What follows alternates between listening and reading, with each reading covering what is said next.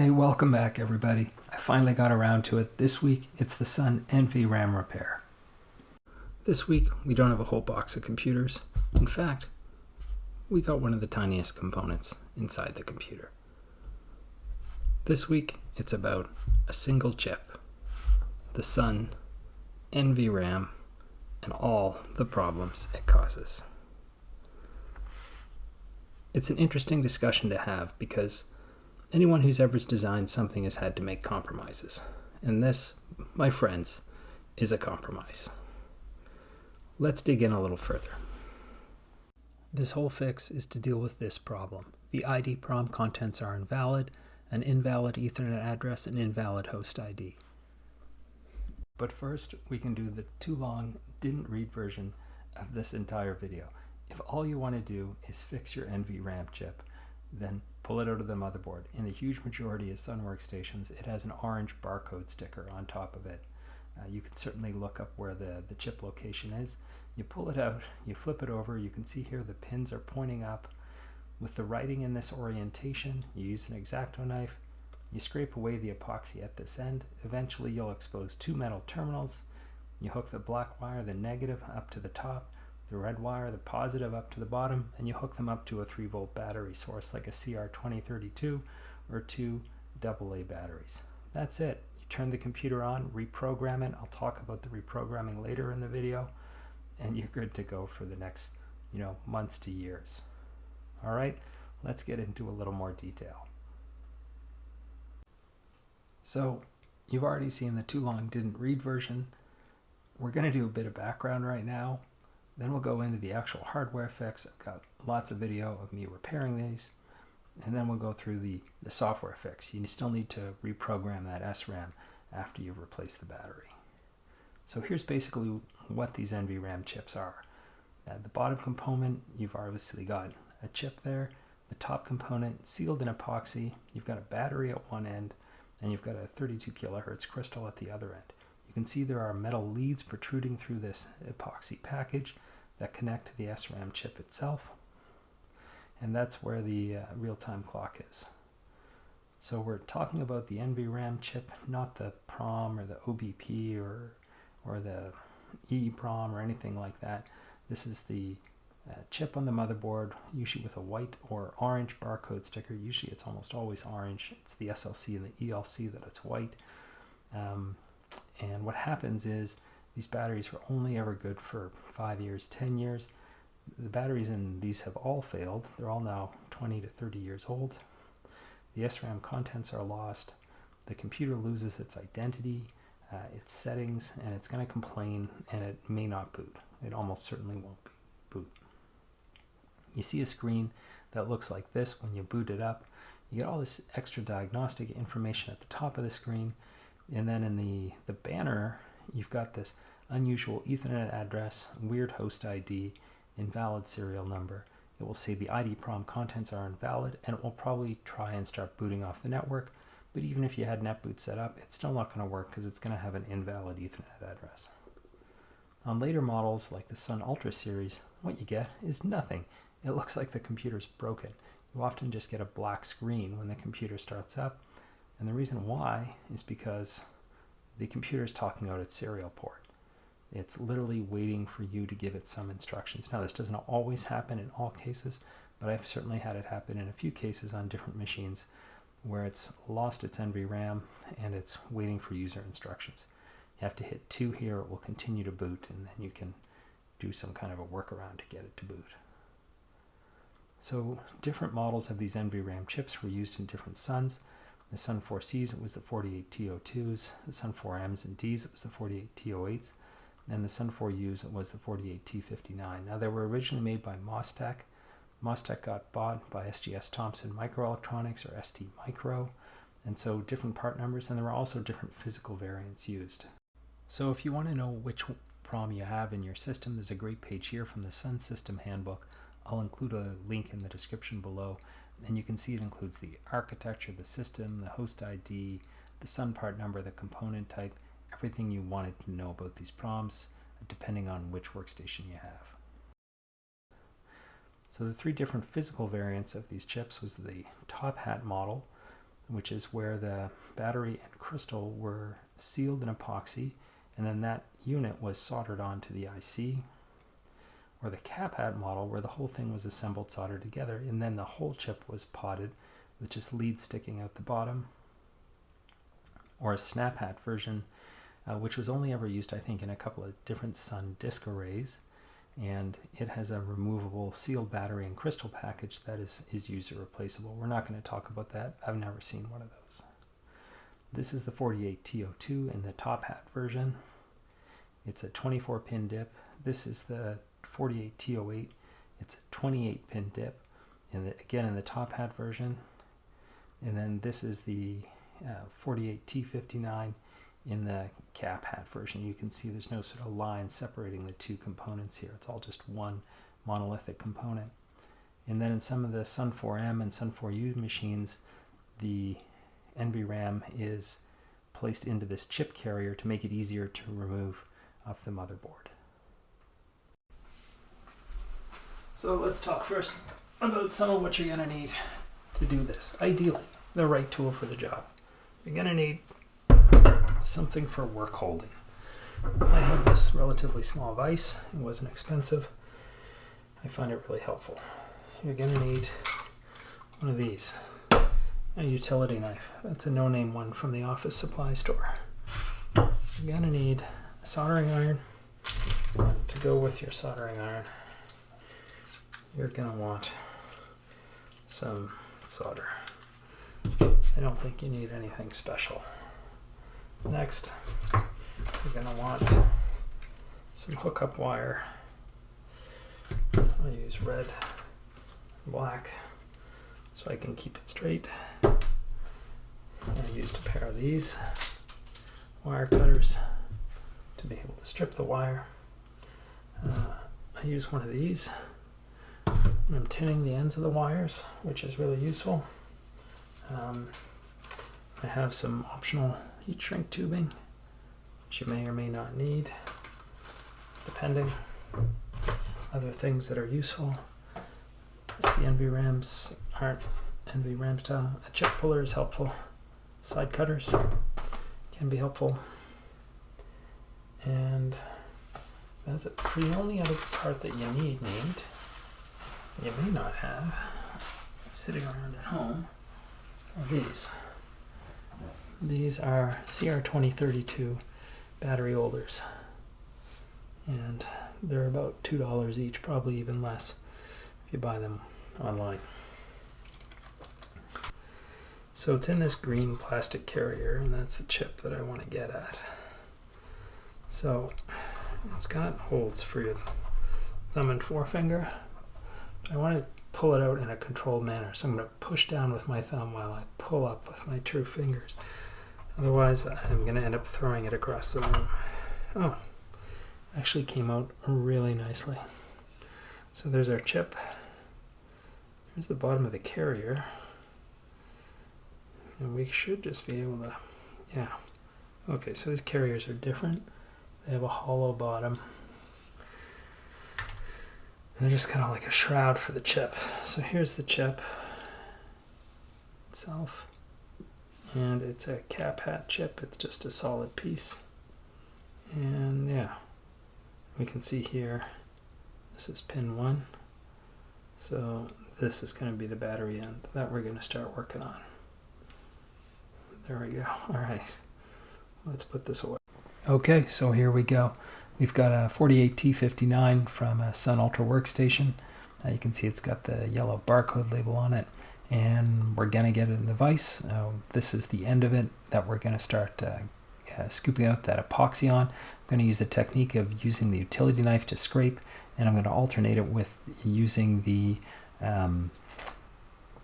soldering iron to sort of burn away and melt the epoxy. It doesn't really melt, it kind of turns into dust. But anyway, we'll take it. Well, it's a bit of work, but I've gotten it down to about 5 minutes. I'll speed the video up, but you can see how it goes.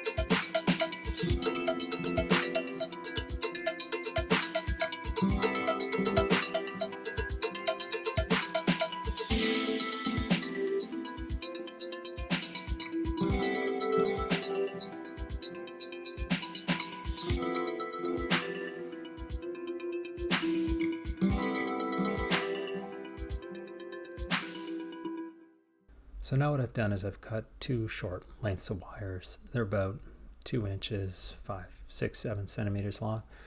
And I've just got them in a holder here, and I'm just tinning the ends of the wires. And this is a whole lot easier if we put just a little bit of solder on the ends of our wires here. Not only will the wires stay together and not fray, but it makes it easier to get it attached to the fairly small pads on the chips themselves. So you can see we've just left a little blob of solder on the ends of the wires here. Great, now we'll get things into place. We'll bring the vise back over. And you can see we've got those two nice shiny pads that we're going to attach to. We'll start by doing the negative terminal, or the black wire, and that's the one on the right hand side of the screen. And I'm just going to start off by putting a little blob of solder on there. And the solder's got, enough that it needs to be able to stick to it. I've got solder on my wire, and I really just need to touch the hot tip of the soldering iron to it and hold the wire there for a second, and then when the solder freezes, the wire is well stuck on. And I found, generally speaking, if you've cleaned off enough of the pad, the attachment is really good. It doesn't, even if you give a bit of a sharp tug on these, it won't pull the wires off. So we're now going to do the same thing on the negative terminal, or rather, sorry, the positive terminal, and we'll attach our red wire there. And it's the same routine, a little blob of solder on the terminal, and we've already put that blob of solder on the end of our wire, and a bit of heat, and it's good. So up next, what we'll do is we're going to put a little bit of heat shrink material on these, and I'm sliding it right up to the end where it's very close to the chip itself. These are short wires, and they get quite hot during soldering, and very quickly. And if we have it too close to where we're soldering, it will, and I speak from experience here, the heat shrink will melt and clamp down on the wire, and then you have to cut it off. So slide it all the way down to the chip end.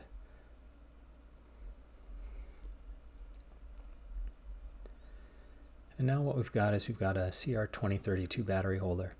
These are just cheap $2 battery holders I found at the local electronics store. You can certainly order them online. They have two positive terminals and one negative terminal. You can see me just bending the other positive terminal that we don't need there.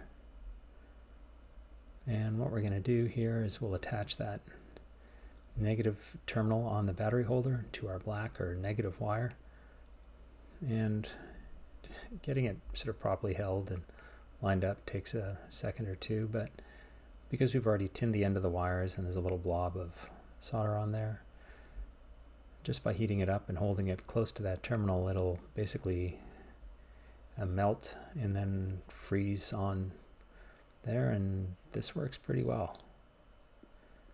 Forms quite a solid connection, and I haven't had any issues with these breaking off or anything. Awesome. So there we go. And then what we can do is we can take those pieces of heat shrink that we put on earlier and slide them down over the wires there. This whole assembly is going to be semi-loose inside the Spark Station case, and the last thing we want it to do is make contact to some lead on the motherboard itself and create a short somewhere. So we really want to make sure we cover up all the metal surfaces that we can.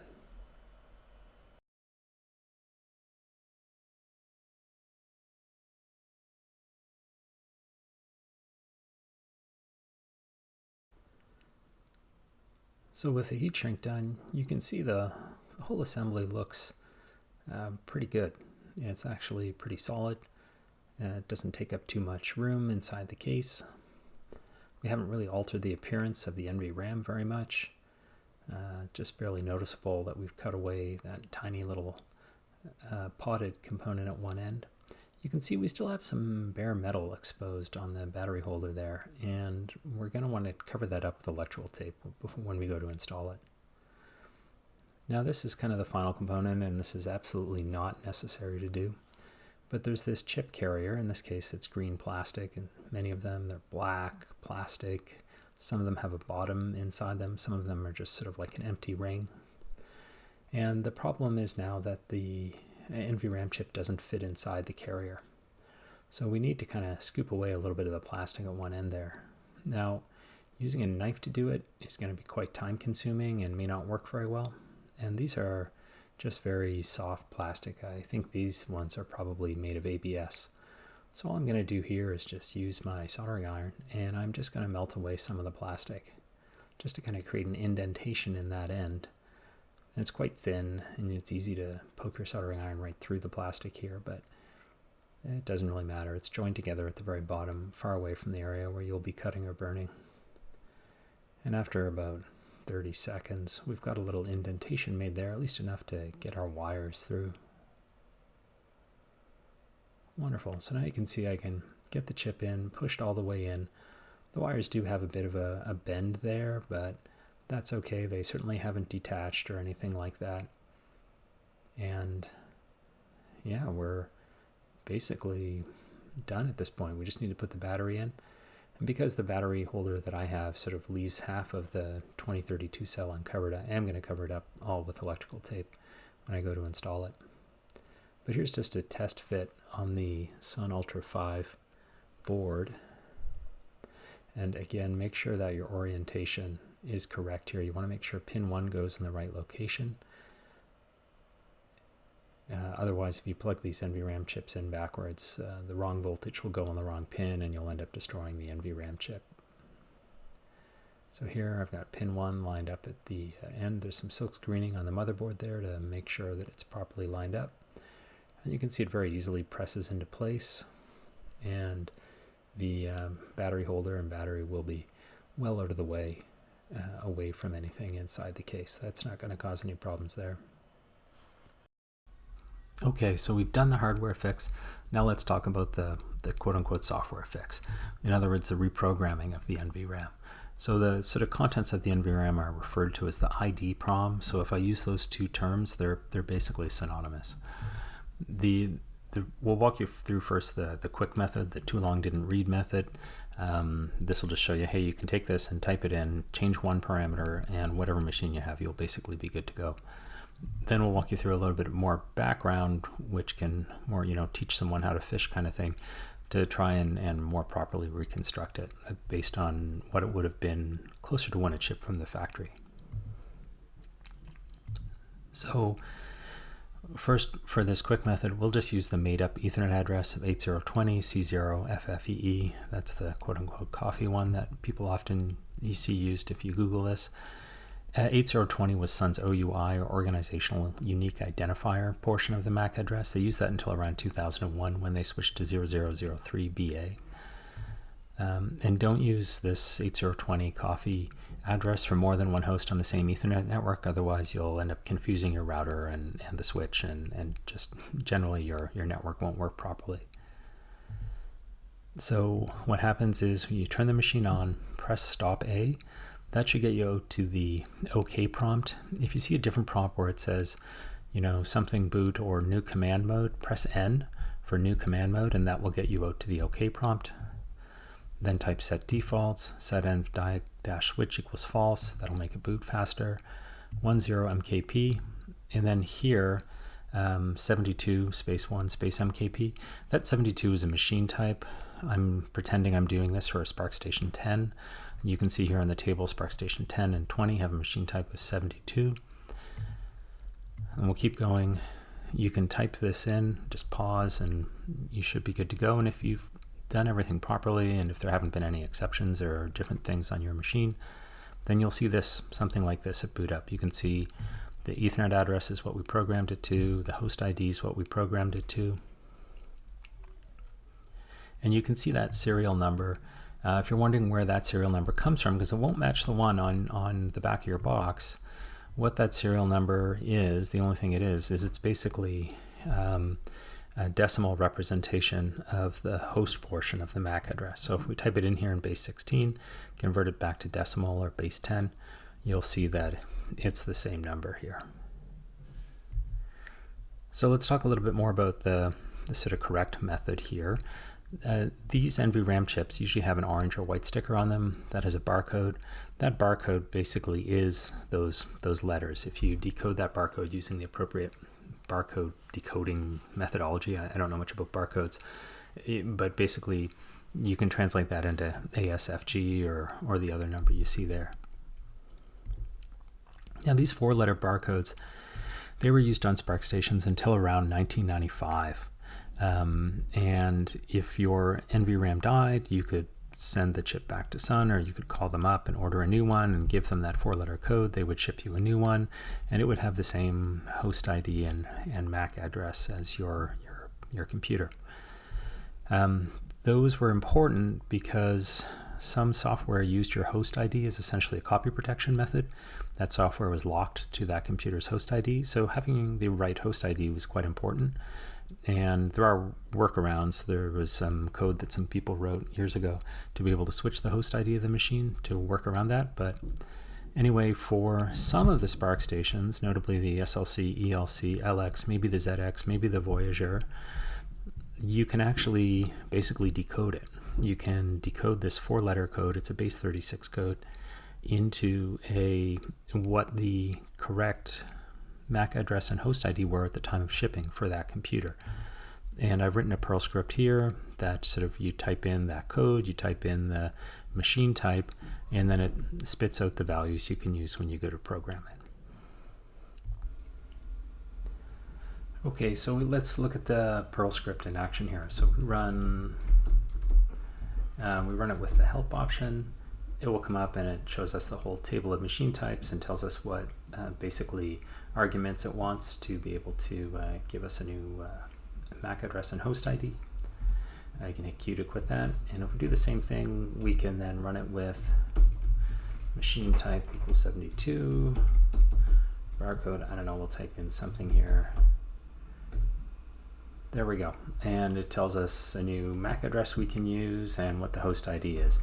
If this was an SLC or an ELC, this should probably, hopefully, be the correct MAC address and host ID that would have shipped with the machine. But like I said, it doesn't work for all machines properly. I did look around quite a bit for pictures online on eBay, computer museums, people's websites, to try and figure out, does this code mean anything for other SPARCstations like the IPX, IPC, SPARCstation 1, 2, 1+, and I couldn't find a pattern. That being said, I am no code breaker, so by all means, if you know how to decode this for these other machines, please put it in the comments below. The program I wrote will technically work for these other machines, but it won't necessarily give you the barcode, or the right MAC address rather, and host ID that they had when they shipped from the factory. For machines with 6-character barcodes, however, that 6-character code is the host portion of the MAC address and part of the host ID. So this started, I think, around 1995, and you just use this code when you're reprogramming the NVRAM. So we'll walk you through now the quote-unquote correct method on how to do it, just a bit more explanatory on how you would reprogram that. And we're going to reprogram this for the Sun Ultra 5 that we've been working on here in the video. So first we'll use set defaults. This just cleans out the ID prom and sets the default settings. We're going to set the diag switch to false. That will stop the enhanced diagnostics at power on and allows the computer to boot quite a bit faster. Of course, you can always turn this back on again if you think something's wrong with the hardware and you want to look at the enhanced diagnostics, but some of the computers can take quite a long time or just not boot at all if they're in this diagnostics mode. So then we're going to set the format type to 1. We're going to use that table on the previous slide for Sun Ultra. The machine type would be 80, so we're going to set that to 80. Then continuing on the next slide, this is basically what you type in, but the explanation for it, this portion is the MAC address 8020.863FD1, and that 863FD1 is what was on the barcode sticker. This next portion is the manufacturing date. As far as I know, it's not really used for anything, so you can just set all these values to 0. Then the host ID in this generation of machines would have been the same as the host portion of the MAC address. So just use that 863FD1 here, or use whatever's on your sticker. That's my sticker. The last portion there, the 0F0 do I ID prom at portion, that's calculating the checksum for the ID prom, so that is important. And then the final thing is you type reset, and that reboots the computer, and you're basically redone. All right, so let's look at the reprogramming. We've got our new NVRAM installed.